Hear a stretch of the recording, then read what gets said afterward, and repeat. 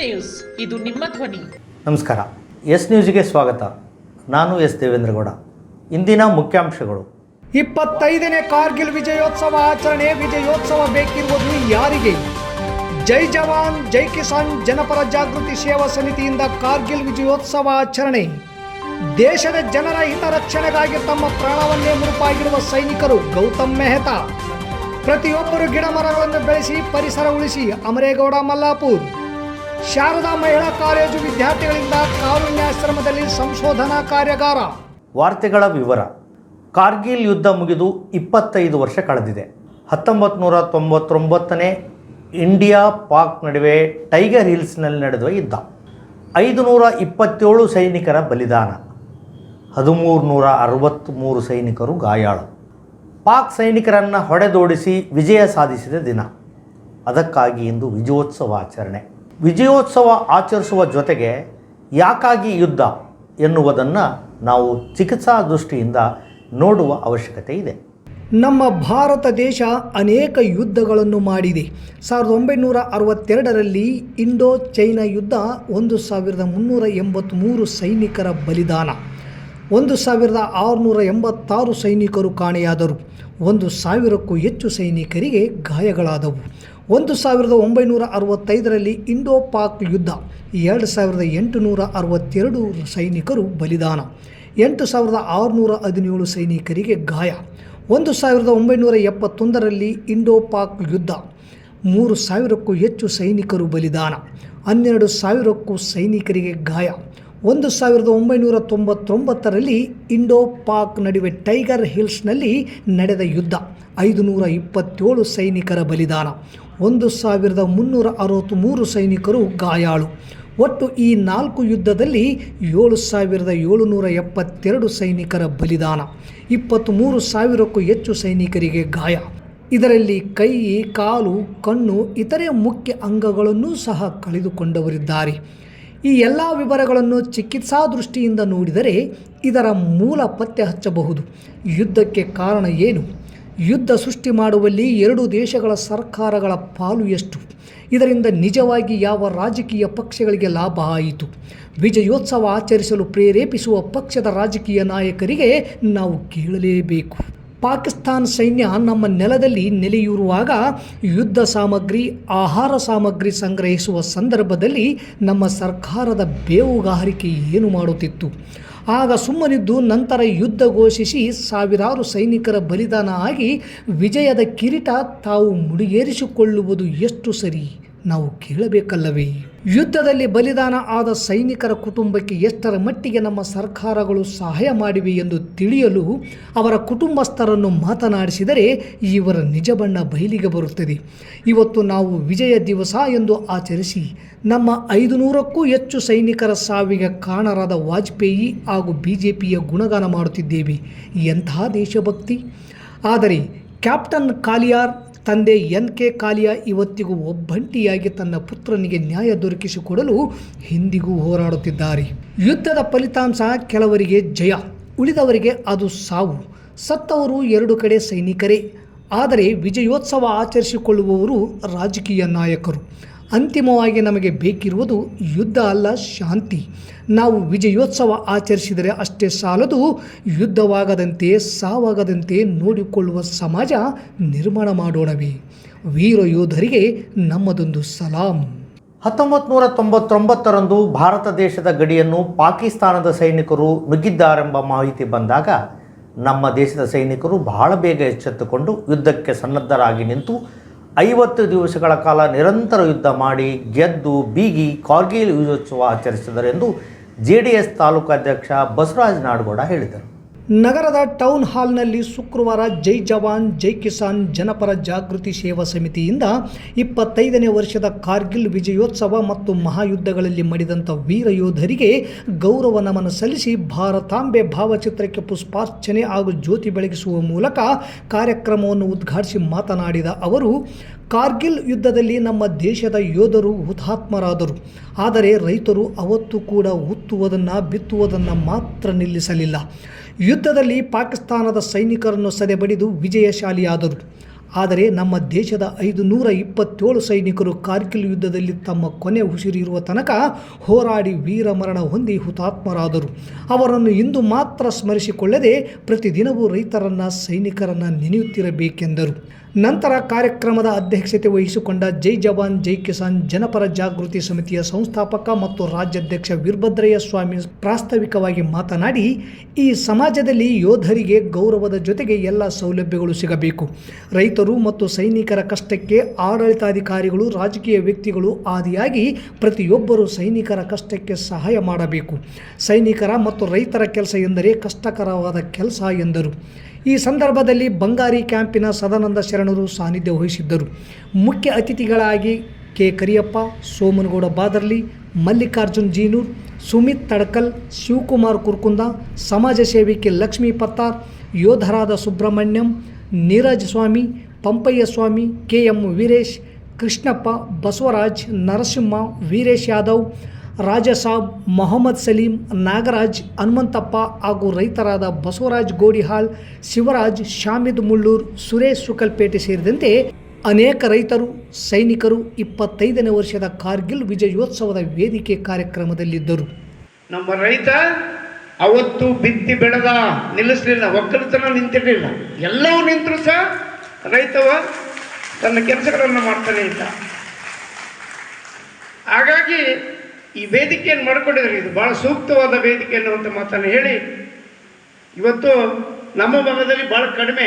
ಇವು ಬೆಳಗ್ಗೆ ನಾನು ಮಾತನಾಡಬೇಕಾದ್ರೆ IBಯಲ್ಲಿ ಹೇಳ್ತಾ ಇದ್ದೆ, ನಾನು ಬೆಂಗಳೂರಲ್ಲಿ ಇರಬೇಕಾದ್ರೆ ನಮ್ಮ ಬೋರ್ಡಿಂಗ್ ಮತ್ತು ಹಾಸ್ಟೆಲಲ್ಲಿ ಭಾಳಷ್ಟು ಕೊಡಗು ಜನರು ಇರ್ತಾರೆ.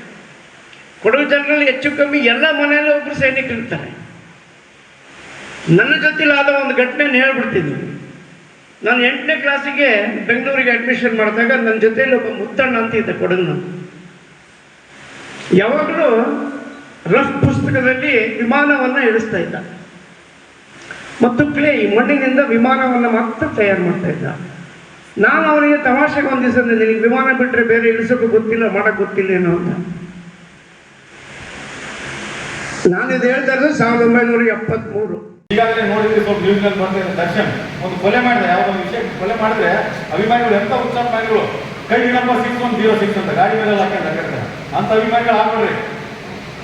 ರಿಯಲ್ ಹೀರೋ ಅಭಿಮಾನಿಗಳ ರಿಯಲ್. ನಾನು ಹೊರಗಿನ ಹೀರೋ ಅಂತ ಹೇಳಲ್ಲ, ನಾನು ಆಕ್ಚುಲಿ ಮೆಡಲ್ ಹೀರೋ ಆಗಲಿ. ಈ ಮೆಡಲ್ಗೆ ಅಭಿಮಾನ ತೋರಿಸಿ, ಎಲ್ಲ ಸೈನಿಕರ ಅಭಿಮಾನ ತೋರಿಸಿ ಅಂತ ಹೇಳಕ್ಕೆ ನಾನು ಇಷ್ಟಪಡ್ತೀನಿ. ದೇಶದ ಜನರ ಹಿತರಕ್ಷಣೆಗಾಗಿ ತಮ್ಮ ಪ್ರಾಣವನ್ನೇ ಮುಡುಪಾಗಿಟ್ಟು ನಮ್ಮ ಭಾರತದ ಗಡಿ ಭಾಗವನ್ನು ಕಾಯುವ ಸೈನಿಕರು ಮತ್ತು ಈ ಜಗದ ಜನರ ಹೊಟ್ಟೆ ತುಂಬಿಸುವ ರೈತರನ್ನು ಸ್ಮರಿಸದೆ ಹೋದರೆ ಆ ದೇವರು ಕೂಡ ಕ್ಷಮಿಸಲಾರ ಎನ್ನುವ ಮನೋಭಾವನೆಯನ್ನು ಪ್ರತಿಯೊಬ್ಬರೂ ಬರಬೇಕೆಂದು ಆನಂದ್ ಬಲ್ವಿಕ್ ಪ್ರಾಥಮಿಕ ಮತ್ತು ಪ್ರೌಢಶಾಲೆಯ ಆಡಳಿತ ಮಂಡಳಿ ಅಧ್ಯಕ್ಷ ಗೌತಮ್ ಮೆಹ್ತಾ ಹೇಳಿದರು. ನಗರದ ಆನಂದ್ ಪಬ್ಲಿಕ್ ಶಾಲೆಯಲ್ಲಿ ಶುಕ್ರವಾರದಂದು 25ನೇ ವರ್ಷದ ಕಾರ್ಗಿಲ್ ವಿಜಯೋತ್ಸವ ಹಾಗೂ 1962, 1965, 1971, 1999 ಈ 4 ಇಸ್ವಿಯ ಮಹಾಯುದ್ಧಗಳಲ್ಲಿ ಸುಮಾರು 527 ಜನ ಮಡಿದಂಥ ವೀರ ಯೋಧರಿಗೆ ಶಾಲಾ ಮಕ್ಕಳು, ಶಿಕ್ಷಕರು ಮತ್ತು ಸಿಬ್ಬಂದಿಗಳೊಂದಿಗೆ ಗೌರವ ನಮನ ಸಲ್ಲಿಸಿ ಮಾತನಾಡಿದ ಅವರು, ಪಾಕಿಸ್ತಾನದ ವಿರುದ್ಧ ಭಾರತೀಯ ಯೋಧರು ತಮ್ಮ ಶೌರ್ಯ, ಸಾಹಸ, ತ್ಯಾಗ, ಬಲಿದಾನಗಳ ಮೂಲಕ ದಿಗ್ವಿಜಯ ದಾಖಲಿಸಿದ ಐತಿಹಾಸಿಕ ದಿನವಾದ ಕಾರ್ಗಿಲ್ ವಿಜಯ ದಿನವಾಗಿದೆ. ಇಂತಹ ಸೈನಿಕರ ಮತ್ತು ರೈತರ ಆದರ್ಶ ವಿಚಾರಗಳನ್ನು ಮಕ್ಕಳು ಮೈಗೂಡಿಸಿಕೊಳ್ಳಬೇಕೆಂದರು. ನಂತರ ಶಾಲೆಯ ವಿದ್ಯಾರ್ಥಿಗಳು ಕಾರ್ಗಿಲ್ ಯುದ್ಧದ ಕಥೆಯನ್ನು ಹೃದಯಸ್ಪರ್ಶಿಸುವ ರೀತಿಯಲ್ಲಿ ನೃತ್ಯ ಮತ್ತು ಭಾಷಣಗಳನ್ನು ಮಾಡುವ ಮೂಲಕ ಶಾಲಾ ಶಿಕ್ಷಕರನ್ನು, ಆಡಳಿತ ಮಂಡಳಿಯನ್ನು ಮತ್ತು ಪೋಷಕರನ್ನು ಮೆಚ್ಚಿಸಿದರು. ಈ ವೇಳೆ ಉಪಾಧ್ಯಕ್ಷರಾದ ಶಶಿಕುಮಾರ್ ಎನ್ ದಾನಿ, ಖಜಾಂಚಿ ಅಶೋಕ್ ಬಂಬ್, ಕಾರ್ಯದರ್ಶಿ ಪೂನಂ, ಮುಖ್ಯೋಪಾಧ್ಯಾಯರಾದ ಡಾಕ್ಟರ್ ಮಂಜುಳಾ YH, ಶಿಕ್ಷಕರು ಸೇರಿದಂತೆ ವಿದ್ಯಾರ್ಥಿಗಳು ಮತ್ತು ಪೋಷಕರು ಭಾಗವಹಿಸಿದ್ದರು. ತಾಲೂಕಿನ ಹಾರಾಪುರ ಗ್ರಾಮದ ಪ್ರಾಥಮಿಕ ಆರೋಗ್ಯ ಕೇಂದ್ರ ಹಾಗೂ ಸರ್ಕಾರಿ ಹಿರಿಯ ಪ್ರಾಥಮಿಕ ಶಾಲೆಯ ಆವರಣದಲ್ಲಿ ವನಸೇರಿ ಫೌಂಡೇಶನ್ನಿಂದ 100 ಸಸಿಗಳನ್ನು ನೆಡುವ ಕಾರ್ಯಕ್ರಮ ಎಂದು ನಡೆಯಿತು. ತಾಲೂಕು ವೈದ್ಯಾಧಿಕಾರಿ ಡಾಕ್ಟರ್ ಐನಗೌಡ ಕಾರ್ಯಕ್ರಮವನ್ನು ಉದ್ಘಾಟಿಸಿದರು. ಕಾರ್ಯಕ್ರಮದ ನೇತೃತ್ವ ವಹಿಸಿದ ಪರಿಸರ ರಾಜ್ಯ ಪ್ರಶಸ್ತಿ ಪುರಸ್ಕೃತರು ಹಾಗೂ ವನಸಿರಿ ಫೌಂಡೇಶನ್ ಸಂಸ್ಥಾಪಕ ಅಮರೇಗೌಡ ಮಲ್ಲಾಪುರ್ ಮಾತನಾಡಿ, ಹಾರಾಪುರ್ ಪ್ರಾಥಮಿಕ ಆರೋಗ್ಯ ಕೇಂದ್ರ ಹಾಗೂ ಶಾಲೆಯ ಆವರಣದಲ್ಲಿ ಗಿಡ ಮರಗಳಲ್ಲಿರುವುದನ್ನು ಕಂಡು ನನಗೆ ತುಂಬ ನೋವಾಗುತ್ತಿತ್ತು. ನಾವು ಎಲ್ಲ ಸರ್ಕಾರಿ ಶಾಲೆಗಳನ್ನು ಗುರುತಿಸಿ ಆ ಶಾಲೆಗಳನ್ನು ಹಸಿರುಕರಣ ಮಾಡಬೇಕೆಂದು ಅಲ್ಲಿನ ಶಿಕ್ಷಕರ ಜೊತೆ ಸಮಾಲೋಚಿಸಿ ಗಿಡಗಳನ್ನು ನೆಟ್ಟು ಊರಿನ ಯುವಕರಿಗೆ ವಿದ್ಯಾರ್ಥಿಗಳಿಗೆ ಜವಾಬ್ದಾರಿ ನೀಡಿ ಗಿಡಗಳನ್ನು ಬೆಳೆಸಲು ಪ್ರೋತ್ಸಾಹಿಸುತ್ತಾ ಬಂದಿದ್ದೇವೆ. ಇಲ್ಲಿ ಕೂಡ ಹಸಿರುಮಯವಾಗಿಸಲು 100 ಸಸಿಗಳನ್ನು ನೆಡುತ್ತಿದ್ದೇವೆ. ಇದಕ್ಕೆ ಅರಣ್ಯ ಇಲಾಖೆಯ ಅಧಿಕಾರಿಗಳು, ವೈದ್ಯಾಧಿಕಾರಿಗಳು ಹಾಗೂ ಶಿಕ್ಷಕರ ಸಹಾಯದಿಂದ ಹಸಿರುಕರಣ ಮಾಡಲಾಗುತ್ತಿದೆ. ಪ್ರತಿಯೊಬ್ಬರೂ ಕೂಡ ಗಿಡ ಮರಗಳನ್ನು ಬೆಳೆಸಲು ಮುಂದಾಗಬೇಕು ಮತ್ತು ಅವುಗಳನ್ನು ಪಾಲನೆ ಪೋಷಣೆ ಮಾಡಿ ಸಂರಕ್ಷಣೆ ಮಾಡಲು ಕೂಡ ಮುಂದಾಗಬೇಕು ಎಂದು ವಿದ್ಯಾರ್ಥಿಗಳಿಗೆ ಹಾಗೂ ಗ್ರಾಮದ ಯುವಕರಿಗೆ ಕರೆ ನೀಡಿದರು. ಈ ಕಾರ್ಯಕ್ರಮದಲ್ಲಿ ರುದ್ರಮುನಿ ಕೆಬಿ ವಲಯ ಅರಣ್ಯ ಅಧಿಕಾರಿಗಳು, ಮಲ್ಕಾಜಮ್ಮ ಉಪವಲಯ ಅಧಿಕಾರಿಗಳು, ಡಾಕ್ಟರ್ ಲಾಲಬಾ ಪಟೇಲ್, ಡಾಕ್ಟರ್ ಬಸವರಾಜ್ ಪ್ರಾಥಮಿಕ ಆರೋಗ್ಯ ಕೇಂದ್ರ ಹಾರಾಪುರ್, ಜಗದೀಶ್ CRP ಸಮೂಹ ಸಂಪನ್ಮೂಲ ಕೇಂದ್ರ ಕೋಳ್ಬಾಳ್, ಬಸಣ್ಣ ಮುಖ್ಯ ಗುರುಗಳು, ವನಸಿರಿ ಫೌಂಡೇಶನ್ ಸದಸ್ಯರಾದ ಶಂಕರಗೌಡ ಇಲಕೂಡ್ಲಿಗಿ, ರಾಜು ಪತ್ತಾರ್ ಬಳಗನೂರ್, ಹಾರಾಪುರ್ ಹಾಗೂ ಶಾಲೆಯ SDMC ಅಧ್ಯಕ್ಷರು, ಸದಸ್ಯರು, ಪ್ರಾಥಮಿಕ ಆರೋಗ್ಯ ಅಧಿಕಾರಿಗಳು, ಸಿಬ್ಬಂದಿಗಳು, ಊರಿನ ಹಿರಿಯರು, ಯುವಕರು, ವಿದ್ಯಾರ್ಥಿಗಳು ಉಪಸ್ಥಿತರಿದ್ದರು. ಶಾರದಾ ಮಹಿಳಾ ಮಹಾವಿದ್ಯಾಲಯದ ವತಿಯಿಂದ ವಿದ್ಯಾರ್ಥಿನಿಯರಿಗೆ ವೃದ್ಧಾಶ್ರಮದ ಅನುಭವ ಮತ್ತು ಅಲ್ಲಿರುವ ಹಿರಿಯ ಜೀವಿಗಳ ಹಾಗೂ ವಯಸ್ಕರ ಬುದ್ಧಿಮಾಂದ್ಯ ಜೀವಿಗಳ ಜೀವನದ ಸ್ಥಿತಿಗತಿಗಳ ಬಗ್ಗೆ ಸಂಶೋಧನಾ ತರಬೇತಿಯ ಕಾರ್ಯಾಗಾರ ಜರುಗಿತು.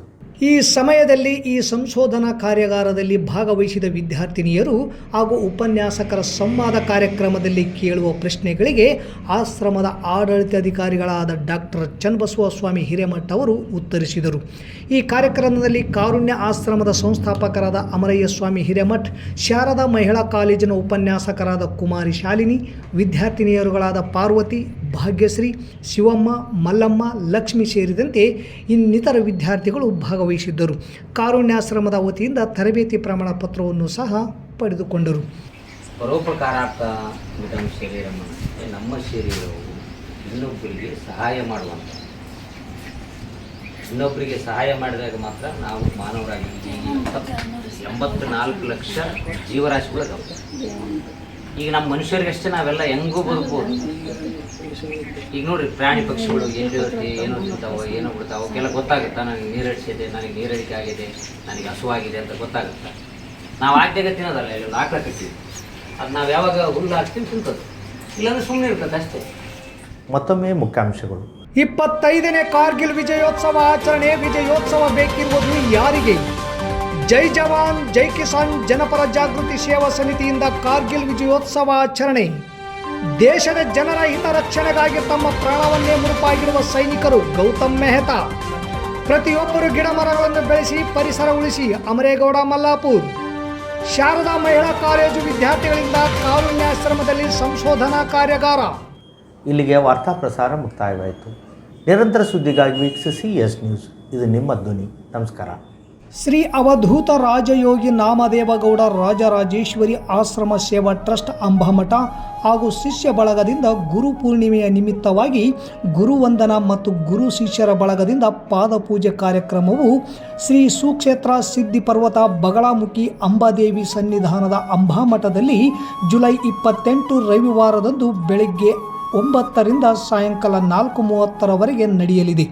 ಶರಣರಾದ ಶ್ರೀ ಅವಧೂತ ರಾಜಯೋಗಿ ನಾಮದೇವಗೌಡರು ಹಾಗೂ ಅಂಬಾದೇವಿ ಮುಖ್ಯ ಅರ್ಚಕರಾದ ಶ್ರೀ ಅವಧೂತ ರಾಜಯೋಗಿಗಳು ಇವರ ಸಮ್ಮುಖದಲ್ಲಿ ಶರಣರ ಪಾದಪೂಜೆ ಕಾರ್ಯಕ್ರಮವು ನೆರವೇರುವುದು. ನಂತರ ಅನುಭಾವಿಗಳಿಂದ ಅನುಭವ ಗೋಷ್ಠಿ ಜರುಗುವುದು. ಬಂದ ಶರಣರಿಗೆಲ್ಲ ಊಟದ ವ್ಯವಸ್ಥೆ ಇದೆ. ಸ್ವಾಗತ ಕೋರುವವರು ಟ್ರಸ್ಟಿನ ಪದಾಧಿಕಾರಿಗಳು ಹಾಗೂ ಶಿಷ್ಯ ಬಳಗದವರು, ಅಂಬಾಮಠ.